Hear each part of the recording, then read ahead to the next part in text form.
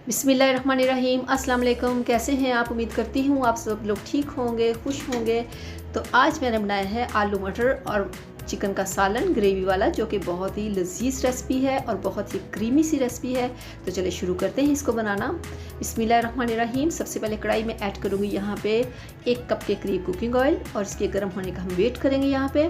तो गर्म होने के बाद इसमें शामिल करूँगी यहाँ पे 2 अदद बारीक कटा हुआ प्याज है मेरे पास। और अगर आप ऑयल को अच्छे से गर्म होने देंगे तो आपका जो प्याज है बहुत जल्दी से कलर पकड़ लेता है और क्रिस्पी हो जाता है। तो यहाँ पे आप देख सकते हैं इसको 6 से 7 मिनट लगे हैं। तो इस पर बहुत ही प्यारा सा कलर आ चुका है। तो यहाँ पे ऐड करूँगी इसमें 1 टेबलस्पून मैंने भर के लहसुन का डाल दिया कुटा हुआ, और 1 टेबलस्पून भर के मैंने इसमें ऐड कर दिया है अदरक का। ये बिल्कुल फ्रेश मैंने अभी इसको कूट के तैयार किया है, तो वो मैंने इसमें ऐड किया है। तो यहाँ पे हम इसकी भुनाई करेंगे तकरीबन 1 मिनट के लिए, ताकि इसका जो पानी हो ड्राई हो जाए और इसकी प्यारी सी खुशबू आना शुरू हो जाए। तो यहाँ पे आप देख सकते हैं जो हमारा अदरक और लहसुन है वो अच्छे से भुन चुका है। तो इसमें यहाँ पे शामिल करूँगी मैं दूसरे मसाले ऐड करूँगी। यहाँ पे इसमें 2 अदद मेरे पास छोटा कटा हुआ टमाटर है, वो मैंने इसमें ऐड कर दिया है, और 2 सब्ज़ मिर्च, और 1 टेबलस्पून भर के मैंने इसमें लाल मिर्च का पाउडर डाल दिया है, और हाफ़ टेबल के करीब मैंने इसमें नमक डाल दिया है, और थोड़ी सी मैंने इसमें हस्बे जायका हल्दी ऐड कर दी है, और 1 टेबलस्पून भर के मैंने इसमें साबुत ज़ीरा ऐड कर दिया है। थोड़ा सा पानी ऐड कर देंगे इसमें, ताकि जो हमारे पाउडर मसाले हैं वो जले नहीं और इनकी अच्छी सी भुनाई हो सके। तो यहाँ पे हमने इसकी भुनाई करनी है तकरीबन 5 से 6 मिनट के लिए, ताकि जो हमारे टमाटर है वो अच्छे से सॉफ्ट हो जाए और जो हमने इसमें पानी ऐड किया है वो भी ड्राई हो जाए।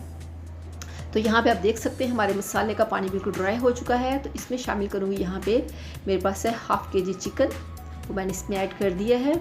और चिकन की हमने यहाँ पे भुनाई करनी है, अच्छी खासी भुनाई करेंगे तकरीबन 7 से 8 मिनट के लिए, ताकि जो हमारा चिकन है वो अच्छे से तकरीबन 50 से 60% गल जाए।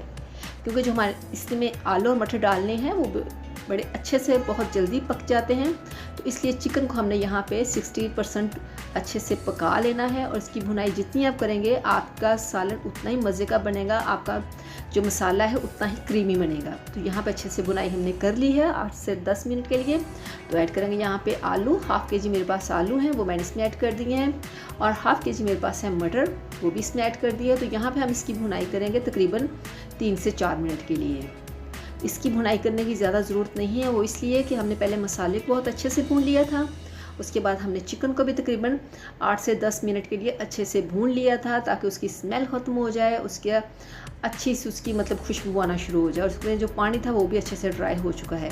तो यहाँ पे मैंने इसको 2 से 3 मिनट के लिए भून लिया है। तो इसमें शामिल करूँगी यहाँ पे 1 गिलास पानी।